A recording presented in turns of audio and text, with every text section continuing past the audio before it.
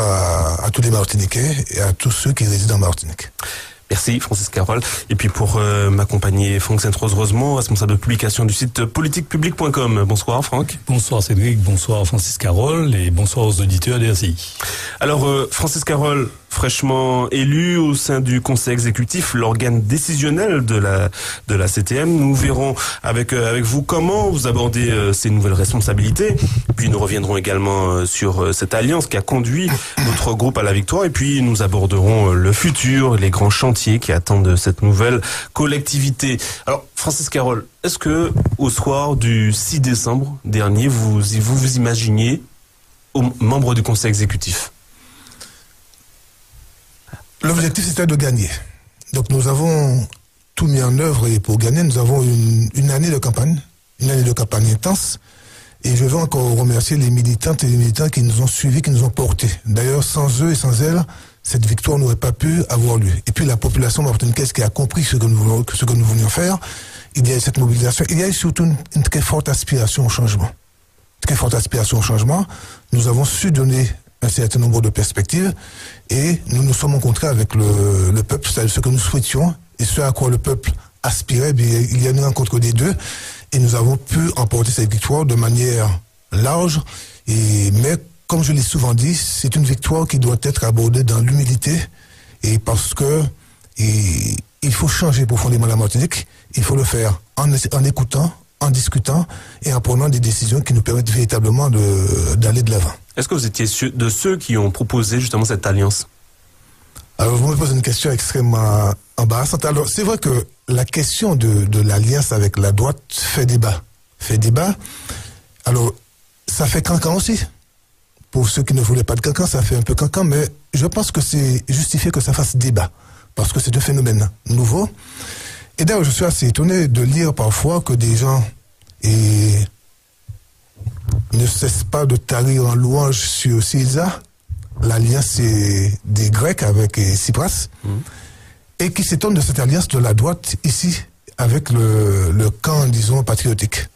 Alors que Tsipras a fait alliance avec une fraction de la droite. Une fraction de la droite qui n'est pas une droite molle. C'est plutôt du genre costaud. Donc il y a des alliances comme ça qui sont motivées par des contingences historiques. À mon avis, il y a plusieurs facteurs qui ont déterminé cela. D'abord, l'aspiration au changement était, à notre avis, fort. Il y a 60% des gens qui n'ont pas voté pour Ensemble pour une Martinique nouvelle au premier tour. La deuxième raison, c'est la perception d'une situation économique catastrophique. La troisième raison, c'est la crainte d'une équipe qui agissait de manière autoritaire, sans respect. On nous retrouvait plus la classe et l'ouverture de gens que nous avons combattus, mais qui avaient une certaine ouverture, comme Darcière, ou bien la classe de Césaire. On ne retrouvait pas ça, on retrouvait quelque chose d'extrêmement violent et qui voulait imposer à la Martinique une manière de concevoir les choses. Et je crois que les Martiniquais ont eu peur aussi de cette manière de se comporter avec les chiens habillés en monde. Bon, je crois que l'ensemble de ces facteurs ont concouru à donner ces résultats. Et puis, il y a eu, à mon avis, tout le débat sur la suppression des 40%. C'était une décision prise par la majorité du Conseil régional, votée par la majorité du Conseil régional. C'était une proposition du PADM. C'était une proposition dans le cadre du PADM, votée par la majorité. Et tout cela, à mon avis, a créé les conditions pour le discrédit de l'équipe en place et pour permettre une victoire qui a été, de notre point de vue, beaucoup moins étroite que ne le laissaient espérer penser les spécialistes. C'est une victoire quand même large. Justement, en termes de victoire, vous avez le sentiment que sans cette alliance, la victoire était possible? Quel était votre état d'esprit au sortir du premier tour? Il y avait plusieurs. Alors c'est vrai que une triangulaire de cette nature, quand on y réfléchit avant, on se dit qu'il vaut mieux éviter cela, parce que cela va impliquer des décisions particulières.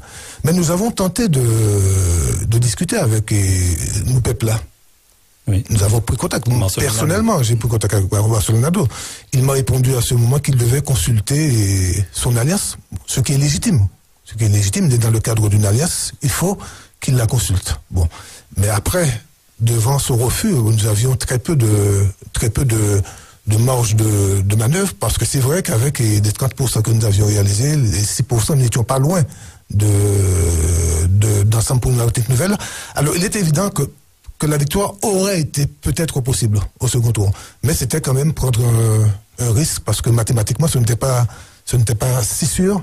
Mais je crois qu'en définitive, nous avons fait le bon choix, même si je persiste à dire, évidemment... Ça n'a pas écorché un peu vos valeurs personnelles? Je m'adresse aux membres du Palima. Alors évidemment, ce sont des décisions qui interpellent, mais en même temps, il faut se poser la question du besoin politique. Quand je parle du besoin, je ne pose pas le terme en relation avec ce que les partis ont besoin, mais ce que le pays souhaite, ce dont le pays a besoin. Et le pays avait besoin de respirer à ce moment-là. Parce que la pression mise, nous semble-t-il, par ce que nous appelons le néo-PPM, était telle que les gens aspiraient à un changement. Et d'ailleurs, la plupart des gens que nous avons rencontrés ces derniers jours ne nous disent pas bravo, ne nous disent pas félicitations, ils nous disent merci. Très particulier, ça fait des années que je viens des élections et on me dit merci. Alors qu'habituellement on me dit félicitations. Et ce merci exprime cette aspiration au changement. Merci, et ils disent nous respirons enfin. C'est parce qu'il y a, de mon point de vue, et quelque chose qui était de l'ordre d'une pression, d'un sentiment de mal-être dans l'ensemble du pays, qui était lié à des comportements, mais qui était lié aussi au fait qu'il y avait une propagande intense visant à faire croire que le pays avançait, alors que le pays n'avançait pas, que le pays reculait. Donc quand les gens ont pris conscience de ces réalités, parce que nous avons mené une année de campagne pour expliquer, je crois que le déclic s'est opéré, et je vous dis très franchement que cette élection aurait eu, le deuxième tour de cette élection aurait eu 2 semaines après, 3 semaines après, et nous aurions eu davantage que les 84 000 voix que nous avons obtenues. Et l'un des résultats les plus intéressants, les plus étonnants peut-être, qui mérite en tout cas un approfondissement, ce sont les résultats de Fort-de-France. J'allais vous poser la question, 13 000 voix à Fort-de-France, est-ce que aussi c'est peut-être une petite victoire personnelle, ça ne vous donne pas des regrets? Est-ce que bien en 2020, ça va vous donner d'autres aspirations? Non, je veux d'abord remercier les habitants de Fort-de-France qui se sont déplacés, les électrices et électeurs. Vous avez l'impression que le vent tourne à Fort-de-France? Depuis de très longues années, je dis qu'ils sont en train de descendre et que nous sommes en train de monter. C'est le mouvement de balancier. Donc, et nous gagnons de plus en plus d'espace politique. Il y a des bureaux où nous avions battu le maire actuel, Didier Laguerre, mais il y a des bureaux où nous battons le chef du parti concerné, c'est-à-dire à Mout, à Pointe-des-Nègres, et dans beaucoup de bureaux, on ne nous distance que de 10 ou 11 voix, ou parfois 4 voix. Donc il y a un phénomène profond qui est en train de s'opérer. Alors, il faut l'accompagner sans arrogance, sans prétention, mais de manière intelligente, et toujours en essayant de répondre aux besoins du peuple, à ses aspirations. Et cela, évidemment, n'allons pas faire comme si nous ne voyons pas ce qui se passe. On voit que vous avez bien analysé les chiffres et que voilà, vous avez une image assez claire aujourd'hui de... Non, nous avons une analyse assez précise, et nous avions déjà constaté que dans des secteurs comme Rodot, Mout et Ravine-Vilaine, il y avait des changements qui se faisaient là. Et par exemple, j'étais dans le bureau de Sainte-Thérèse. Il y a une nouvelle population. Il y a une nouvelle population, mais il y a aussi une nouvelle manière de la population d'aborder les choses. Quand j'ai vu que dans le bureau de Sainte-Thérèse que je présidais, on était dans le rapport 60-40%, alors que c'est un quartier et un secteur acquis au PPM, j'ai compris qu'il y avait quelque chose de profond qui se passait à Fort-de-France et qui ouvrait beaucoup de possibilités. Mais je répète sans cesse, il faut d'abord servir la population, répondre à ses besoins et faire preuve d'humilité, parce que ce qui a été sanctionné aussi, c'est l'arrogance de certains. Mais on sent quand même que vous êtes déjà dans les starting blocks pour 2017, pour les législatives. C'est-à-dire que je suis un militant. C'est-à-dire que je n'arrête pas d'expliquer, de faire des réunions, de faire des actions. Je n'ai fait que ça. Rappelez-vous que lorsque nous avons commencé très tôt, l'âge de 16 ans, nous n'envisagions pas d'aller dans des élections. Ça s'est fait très tardivement. Ça s'est fait alors que nous, à l'approche de la trentaine, aux élections municipales de 94. Donc, nous sommes des gens habitués à être au service de la population, à travailler dans les quartiers, à écouter. Et le fait d'écouter, ça permet de nous changer aussi, d'avoir une autre vision des choses. Et je crois qu'il faut que nous soyons, dans la période actuelle, dans une situation, ou bien dans un état d'esprit où il nous faut comprendre que ce que nous avons promis, nous devons le mettre effectivement en œuvre. Et non pas apparaître comme des gens qui se contentent de se satisfaire d'être au pouvoir. Ça n'a pas d'intérêt. Le pouvoir n'a d'intérêt que dans la mesure où il permet de changer la vie. Franck Saint-Osmond. Je reviens un peu sur la CTM et son organisation et le second tour de cette élection, vous n'avez pas perdu grand-chose à vous allier avec la droite, mais peut-être que c'est elle qui a beaucoup perdu.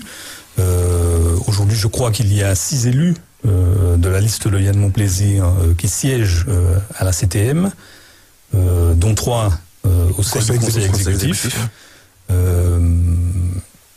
Est-ce que ce n'est pas là encore renforcer en tout cas cette ancienne bipolarisation dont on parlait en absorbant de votre côté un nouveau groupe, et puis comment est-ce que vous allez permettre à cette minorité dans la majorité de s'exprimer et de fonctionner avec vous? Alors, sous l'analyse de ce que la droite a gagné, de ce que nous avons gagné, je serais plus nuancé. Je pense que la droite a beaucoup gagné aussi. Parce que elle a des élus au sein du conseil exécutif, 3 sur 9, ce qui n'est pas mal. Elle aura des postes de responsabilité dans les commissions, elle aura des domaines de responsabilité dans le conseil exécutif. Donc, ce sont des résultats qui servent aussi la droite. Bon, après, tout dépend. L'histoire ne retient pas particulièrement que les minorités qui ont rejoint des majorités ont beaucoup mais tout dépend. Prospéré. Non, mais tout dépend de ce que ces minorités font. Donc c'est pourquoi je serais beaucoup plus nuancé dans. Est-ce que ce n'est pas finalement beaucoup politique? Pour vous aussi, c'est-à-dire que finalement, il y avait une liste qui montait, qui fait 14%, son plus beau chiffre depuis quelques années, et puis finalement, ils se font alpaguer. Non, je crois qu'il y a une ascension de la droite. Et la droite comme nous-mêmes, avions intérêt à cette alliance, c'était incontestable. Bon, et cela était motivé par l'urgence de changer les choses. Après, chaque parti, mais y compris à l'alliance, au sein de l'alliance des Patriotes, chaque parti qui a comme ambition de prospérer, de devenir un parti important, devra faire ce qu'il a à faire. Mais ce n'est pas à nous de dire à la droite ce qu'elle doit faire. Mais ce que je veux dire simplement, c'est que c'est une alliance qui ne dessert pas la droite. Je pense que l'analyse doit être plus affinée que cela, et que nous avons aujourd'hui une droite qui a su trouver une place plus importante que ce qu'elle avait dans l'ancienne région, et voire même dans l'ancien conseil général. Donc, il y a des mutations qui s'opèrent, et là, je parle non pas tellement en politicien mais sociologiquement, il y a des mutations qui se font, et d'ailleurs, une des raisons du fait que l'alliance ait pu se faire, c'est que la droite martiniquaise que nous connaissons aujourd'hui n'est pas identique à celle que nous avions connue il y a 10, 20, 30 ans. Il y a des évolutions. Je pense que des gens qui sont au sein du groupe de Monplaisir sont d'accord pour qu'il y ait une économie martiniquaise qui donne du travail aux Martiniquais, qui ne soit pas complètement, disons, dépendante de la France. Il y a eu des mutations dans les différentes idées. Et je me rappelle que quelqu'un comme Karine Mousseau disait qu'elle était une autonomiste de droite. Donc il y a des mutations dans les comportements politiques, dans les idées politiques, et il faut en tenir compte. Et je pense que ça a créé, disons, l'arrière-plan idéologique permettant cette alliance. Comment se passe justement cette cohabitation aujourd'hui? Eh bien, très bien. Je pense qu'au centre de tout cela, il y a le président Alfred Marie-Jeanne, qui est respecté en tant que tel. Non seulement par rapport à la densité du personnage, mais aussi par rapport à la fonction qu'il occupe aujourd'hui au sein de cette collectivité. Et les choses se passent, de mon point de vue, de manière excellente. C'est-à-dire qu'il y a cette volonté d'échanger, de faire les choix qui sont les plus opportuns pour la population martiniquaise. Et il n'y a pas de dictat des uns ou des autres. Et le président Marie-Jeanne se montre très ouvert à des propositions, à des discussions, à des choix majoritaires, et des choses se passent si bien que nous avons eu 2 réunions depuis l'élection, 2 réunions du conseil exécutif en tant que tel, et nous n'avons jamais eu à voter une décision. C'est-à-dire que nous essayons de trouver des consensus, ce que j'appelle des consensus supérieurs, c'est-à-dire ce qui permet de se rapprocher le plus des intérêts de la Martinique. Pour le moment, tout se passe très bien. Les choses se passent bien, on va pas s'en plaindre quand même. Hein. Comment justement vous abordez votre rôle de conseiller exécutif? On sait que c'est un rôle capital au sein de cette collectivité territoriale de Martinique. Vous, au sein du conseil exécutif, vous avez un rôle très important. Et pour compléter un peu la question de Cédric, comment vous êtes organisé? Est-ce que vous avez déjà des délégations en tant que conseiller exécutif? Est-ce que vous avez des spécialités, si on peut dire? Absolument. C'est-à-dire qu'on est en train de finaliser les choses. On a pour l'essentiel finalisé, mais je laisse au président Marie-Jeanne le soin d'annoncer ce qui a été fait. Nous avons réparti les membres du conseil exécutif en domaines de compétences. Le social, l'éducation, l'économie. Puisque nous sommes 8 plus le président. Nous sommes répartis ces domaines de responsabilité. Et chaque conseil exécutif aura à chapeauter tout ce qui concerne le domaine dans lequel il a été désigné. Si c'est quelqu'un qui a été désigné dans l'éducation, il devra chapeauter tout ce qui se fait au niveau de l'éducation. Non seulement chapeauter, mais impulser aussi la politique que nous avons décidé de mettre en œuvre à travers le programme que nous avons présenté. Et puis, il y a aussi les membres de l'Assemblée, parce que vous savez que le conseil exécutif est sorti de l'Assemblée. C'est-à-dire que nous avons dû adresser, une fois que nous avons été élus au conseil exécutif, nous avons adressé une lettre de démission au préfet. Et pour constituer 51 personnes, eh bien, les autres qui étaient sur la liste sont montés et sont au conseil exécutif. Par exemple, à Fort-de-France, il y a 2 personnes au conseil exécutif, Miguel Laventure et moi-même. Donc, il y a 2 personnes de la fraction de liste de Fort-de-France qui sont entrées désormais à l'Assemblée. Donc, l'Assemblée va se réunir. Il y a une réunion demain à l'Assemblée, une réunion pour mettre en place un certain nombre de commissions. Ce sont les commissions obligatoires, commissions d'appel d'offres, etc. Il y aura aussi un certain nombre de désignations dans des organismes où il y a urgence de désigner des personnes. Et puis nous devons aussi donner au président un certain nombre d'autorisations. Donc, autorisation, par exemple, pour engager, liquider et mandater des dépenses d'investissement, ce qui est nécessaire, et délégation de l'Assemblée au président du conseil exécutif pour intenter les actions en justice, défendre la collectivité dans les actions, etc. Et puis une délégation de l'Assemblée au président pour prendre toute décision concernant la préparation, la passation, l'exécution et le règlement des marchés et des accords cadres. Donc tous les outils pour vraiment rentrer dans le vif du sujet. Pour qu'ils puissent véritablement diriger la région. Et le 19, nous avons une deuxième plénière où il s'agira de mettre en place les commissions sectorielles et puis en même temps de poursuivre le travail qui consiste à désigner un certain nombre de gens dans des organismes extérieurs.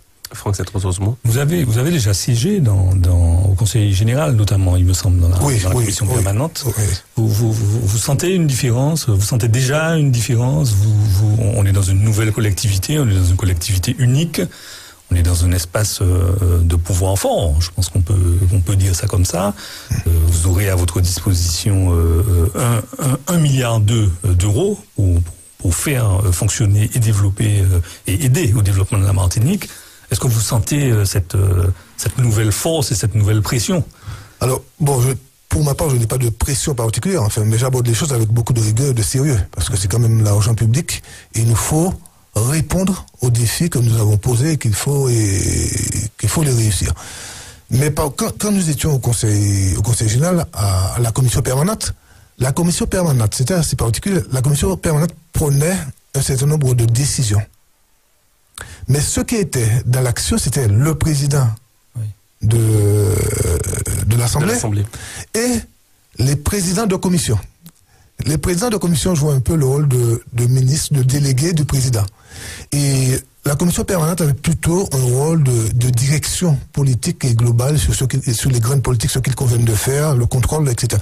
Tandis que là, nous sommes dans une configuration où le président va attribuer, après discussion entre nous, un certain nombre de domaines de responsabilité aux membres du conseil exécutif. Donc vous allez devenir les ministres, si on veut, pour aller vite, oui, pour aller vite. Donc il y aura. C'est-à-dire que pour être clair pour les auditeurs, par exemple, disons que par exemple le social. Voilà. Le social, on désigne quelqu'un pour le social, il aura à s'occuper de tout ce qui concerne le social. C'est lui qui va impulser la politique sociale. C'est lui qui va impulser la politique. Pour la collectivité. C'est lui qui va impulser la politique. Et à l'Assemblée, il y aura des commissions.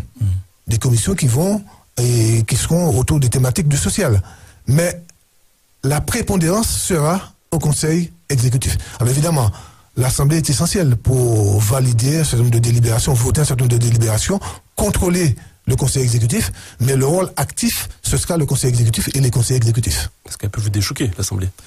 Et elle en a la possibilité, à condition qu'elle réunisse un certain nombre de conditions qui soient assez contraignantes. Est-ce que vous avez eu des surprises en arrivant? On sait que souvent, quand il y a une nouvelle majorité, il y en a qui on a des surprises, que ça soit au niveau financier. Est-ce que vous êtes déjà penché sur ces questions? Oui, il y a un certain nombre de mauvaises surprises, j'entends. Oui, ou bonnes. Hein. Oui, les bonnes en fait sont assez rares. Donc ça n'allait pas, peut-être qu'il y a plus d'argent. Non, il y a un déficit. Il y a un déficit, c'est-à-dire que nous aurons à voter le compte administratif du Conseil général du Conseil régional, assez rapidement, du mois de mars, avril ou plus tard. Et d'ores et déjà, on peut dire qu'il y a un déficit qui est important, à la région en tout cas, un déficit important. Et puis, les difficultés de paiement du personnel, qu'Alfred Marie-Jeanne a pu régler, mais il y a ces questions qui sont posées. Et puis, il faut faire le point aussi au niveau du personnel. Donc, c'est pourquoi nous avons parlé de nécessité d'avoir un audit, non pas un audit chasse aux sorcières, mais c'est un état des lieux nous permettant de savoir où nous en sommes et ce qu'il convient de faire et dans les prochains mois et dans les prochaines années. Parce que c'est extrêmement important, en même temps, pour que toute la transparence soit faite sur l'état dans lequel nous allons trouver les deux anciennes institutions. On a lu les vœux de votre adversaire, de votre ancien adversaire, Serge Letchimy, et justement à propos de l'état des collectivités, il a l'air, dans ses vœux, de se poser la question du devenir d'un certain nombre d'emplois précaires, voilà, de non titulaires. Et bon, voilà. Qu'est-ce que vous, alors, est-ce que vous les avez lus et qu'est-ce que vous en pensez? Oui, je lis tout. Et non, en réalité, je pense que c'est un peu de la démagogie politicienne, parce que je dis simplement, et Marie-Jeanne l'a appelé récemment, qu'il y a des contrats qui ont été signés entre les deux tours. Et on est... Je tentais de dire que ce n'est pas une nouveauté. Ce n'est pas une nouveauté, mais enfin, en tout cas, ça fait partie des surprises particulières. Et on est tenté de penser qu'il y a même eu des choses qui ont été signées après le second tour, et avec du courrier antidaté. Donc il faudra faire le point sur tout cela. Mais Alfred Marie-Jeanne a dit très clairement qu'il n'envisageait pas de mener une politique revancharde. Et par conséquent, il aborde les choses de la manière la plus sereine qui soit, en respectant les gens, mais en veillant aussi aux grands équilibres au sein de l'institution. Parce que... ça dépend si un personnel a fait campagne contre vous. Non, les gens sont libres de faire campagne pour qui ils veulent. J'ai assez souffert de ça à Fort-de-France pour qu'aujourd'hui je dise à quelqu'un, vous avez fait campagne pour un tel, non. Chacun, à partir du moment où un employé d'une municipalité, d'une collectivité quelconque, sort de son travail et fait de la politique ou autre chose, c'est son affaire. Au sein de l'institution de la collectivité, il a un devoir de réserve, qu'on nous demande aussi à nos professeurs, par exemple, ou qu'on peut demander à un journaliste. Mais une fois sorti de ses fonctions professionnelles, chacun a le droit de défendre les points de vue qu'il veut. Après, dans le cadre de son travail, il y a un devoir de réserve.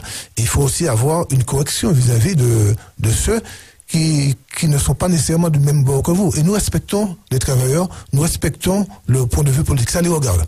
Après, nous voulons qu'au sein de l'institution, de la CTM, il y ait une loyauté dans la manière de fonctionner avec ceux qui sont en charge des affaires du pays aujourd'hui. Donc il n'y aura pas de chasse aux sorcières, mais nous devons faire l'état des lieux concernant un certain nombre de choses, y compris des emplois qu'il y a eu. Bon, faudra nous montrer les courriers antidatés quand même. Hein, faudra nous les envoyer quand même, pour que nous vérifions, nous aussi. Francis Carole, voilà, il nous reste 5 minutes à peu près. Aujourd'hui, quels seront les premiers chantiers, notamment, je vous parle à vous notamment, quel sera votre premier cheval de bataille? Il y a beaucoup de choses urgentes. Tout est urgent dans des domaines différents. Mais on ne pourra pas tout faire. On ne pourra pas tout faire. Non, mais par contre, vous savez, il y a des budgets, donc chacun doit faire quelque chose. Bon, par exemple, le TCSP aujourd'hui, vous savez que il n'est pas terminé au 31 décembre. Oui, donc, vous avez vu ça. Bon, comme moi-même. Donc, il faudra voir comment on règle cette question. Nous avions prévu, par exemple, un plan d'urgence sociale. Nous pourrons changer le nom éventuellement. Il faudra mettre en œuvre, d'abord élaborer puis mettre en œuvre ce plan d'urgence sociale. Donc il y a au niveau de l'éducation, il y a des urgences. Au niveau de ce sentiment de violence qu'il y a en Martinique, il y a des urgences. Quand on va voir les premières mesures? Je pense qu'il faut nous donner le temps de mettre en place les choses, mais nous irons très vite. Nous irons très vite. C'est ce que le président Alfred Marie-Jeanne a donné comme orientation. 6 mois, un an. Je pense avant 6 mois. Il faut aller vite et fort. Il faut aller vite. Alors, on va faire le point, évidemment, on regardera ce qu'il y a dans les caisses. Et puis après, il faudra commencer à mettre en œuvre les politiques que nous avions initiées. Mais vous avez déjà vu que dans le comportement des élus, de nos élus, des élus de la majorité, il y a un comportement qui tranche avec ce que nous avons et connu auparavant. Parce que nous faisons preuve de plus d'humilité, et que nous essayons de nous débarrasser de l'arrogance et que nous allons, et ça c'est très important, parce qu'il y a un débat sur les mouvements citoyens, etc. Bon, parce que c'est un débat qui doit se faire, qui est bienvenu, mais je pense que les partis politiques ont un rôle important. Et je pense que les partis politiques, s'ils fonctionnent bien, s'ils fonctionnent avec de la démocratie en leur sein, ont la capacité de susciter des mouvements citoyens. Si ça a existé, c'est parce que ça a été mené, porté par des organisations politiques. Aujourd'hui, vous ne pouvez plus, voilà, on ne peut pas faire aujourd'hui peut-être sans certains mouvements. Mais rappelez-vous quelque chose. Je me suis présenté aux élections municipales de Fort-de-France, d'abord en 95. Mais avant 95, c'était en 89, plutôt.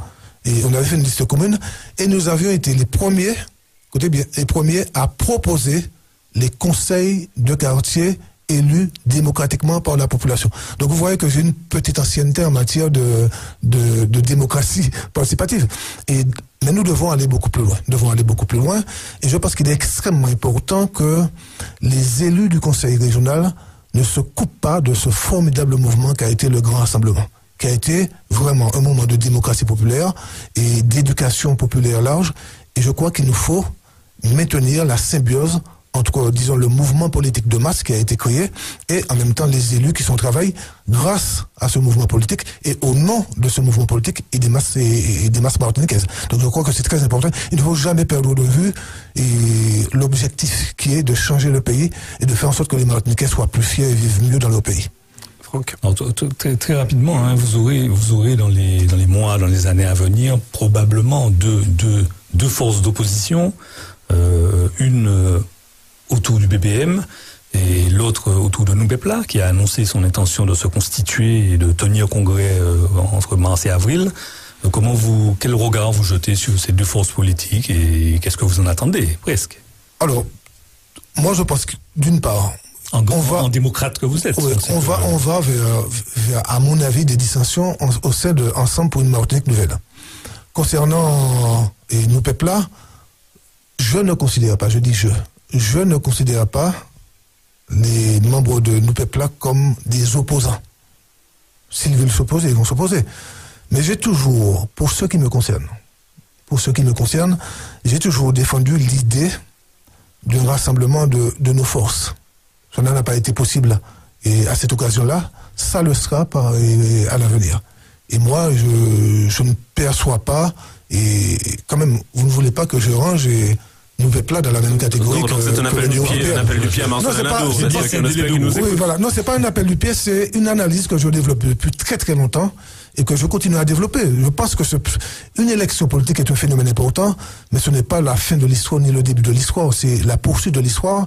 Et nous tenons compte de cela, il faut que nous en tirions le bilan le moment venu, mais je pense que le peuple martiniquais a besoin de voir que les forces les plus saines puissent s'unir. Une dernière question, Francis Carole, il se dit que du mobilier, des tableaux ont disparu à la région. Est-ce que vous allez porter plainte? Il y a une confirmation et vous avez vu qu'il y a un point de l'ordre du jour où nous donnons au président le droit d'être en justice. Je pense que s'il se confirme qu'il y a des disparitions de tableaux, de réfrigérateurs, d'ordinateurs, des casses, il faut évidemment porter plainte parce que, et au-delà de tout, on peut s'opposer, mais il faut respecter les biens publics. Donc il y aura des suites judiciaires. Marie-Jeanne vous l'annoncera. Merci Francis Carole, merci Franck Saint-Rosemont. Merci à vous. Et je vous donne rendez-vous à la semaine prochaine pour un prochain lundi politique.